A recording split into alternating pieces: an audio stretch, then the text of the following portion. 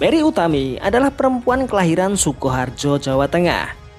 Sejak tahun 1990 Mary menjadi pekerja migran di Taiwan.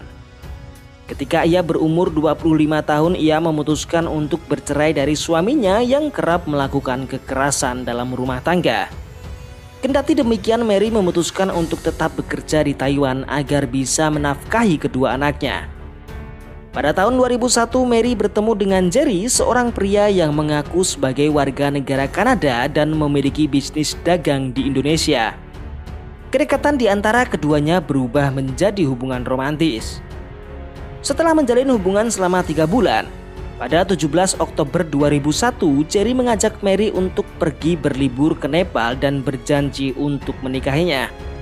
Namun keanehan muncul ketika Jerry pulang lebih awal ke Jakarta dengan alasan mengurus bisnisnya pada 20 Oktober 2001. Selain itu, Jerry juga meminta Mary untuk tetap berada di Nepal karena 2 orang temannya yang bernama Muhammad dan Badru akan menyerahkan titipan tas tangan untuk contoh bisnisnya. Awalnya Mary sempat merasa curiga karena tas yang dititipkan kepadanya tersebut cukup terasa berat. Namun Muhammad dan Badru beralasan tas tersebut terasa berat lantaran terbuat dari kualitas kulit yang bagus dan bahan yang kuat. Setibanya di Bandara Soekarno-Hatta pada 31 Oktober 2001, ketika petugas Bandara Soekarno-Hatta memeriksa barang-barang bawaan Mary dengan mesin X-ray, petugas bandara menemukan narkoba jenis heroin di dinding tas yang dititipkan kepadanya. Tanpa sepengetahuan Mary, di dalam tas tersebut ternyata tersembunyi heroin seberat 1,1 kg. Karena temuan ini akhirnya Mary ditangkap oleh aparat. Mary kemudian mencoba menghubungi Jerry dan kawan-kawannya, namun tak ada hasil dan sejak saat itu Jerry menghilang. Sejak diinterogasi oleh polisi bandara hingga polisi reserse narkoba Polri, Mary mengalami berbagai kekerasan. Ia mengaku dipukuli dan dilecehkan.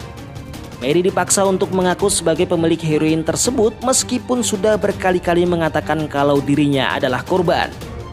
Berbagai kekerasan tersebut membuat Mary terpaksa menandatangani berita acara pemeriksaan yang detail dokumennya sendiri juga tak ia ketahui. Atas kasus ini Mary Utami dijatuhi hukuman mati oleh Pengadilan Negeri Tangerang. Pada 23 Juli 2016, ia dijadwalkan secara mendadak untuk mempersiapkan diri menjalani eksekusi mati bersama 14 terpidana mati kasus narkotika lainnya. Bahkan ia sempat dipindahkan ke sel isolasi penjara Nusa Kambangan. Selama 5 hari Mary berdoa dan meminta pendamping rohaniawan. Saat itu juga kuasa hukum Mary mengajukan permohonan gerasi dan menunggu jawaban Presiden Joko Widodo. Pada 29 Juli 2016, ketika 4 narapidana lainnya telah dieksekusi mati, Mary mendapatkan kabar bahwa eksekusinya ditangguhkan. Saat itu Mary lolos dari maut namun masih dalam bayang-bayang hukuman mati.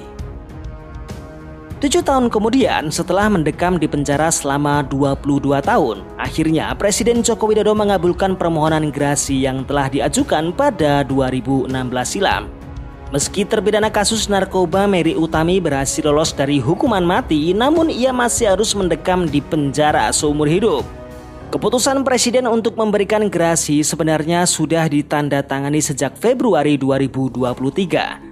Namun Mary dan tim kuasa hukumnya baru bisa memastikan pemberian gerasi tersebut pada 6 April setelah mendapatkan salinan kepres yang telah ditandatangani. Banyak pihak termasuk NGO hak asasi manusia menilai keputusan Joko Widodo untuk memberikan gerasi adalah langkah awal untuk menimbang ulang hukuman mati yang masih menjadi polemik di Indonesia.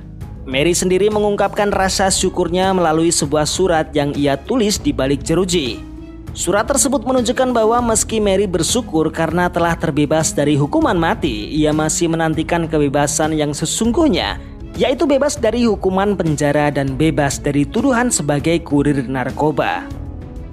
Memerangi narkoba telah menjadi prioritas bagi pemerintah Indonesia.